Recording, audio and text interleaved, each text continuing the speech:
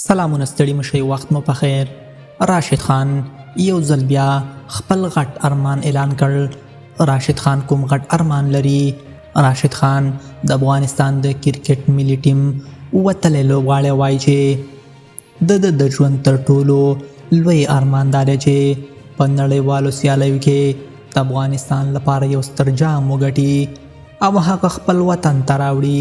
نوموړي ټینګار کوي چې دا بریا به یوازې شخصي لاسته راوړنه نه وي، بلکې د ټول افغان ولس د خوښۍ، ویاړ او یووالي سبب به وګرځي. راشد خان زیاتوي چې غواړي دغه جام له لارې د جګړو او ستونزو ځپلي ولس پر شونډو مسکا راولي او خلکو ته د خوښۍ احساس ورکړي.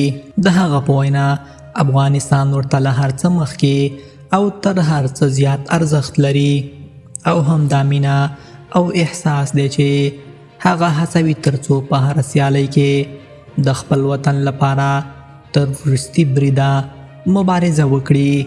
د راشد خان دا خبرې د هغه ژوره وطن پالنه، ملي احساس او د افغانستان سره بې ساره مینه څرګندوي چې د هېواد ځوانانو ته د هیلو، حوصلې او باور یو روښانه پیغام لري.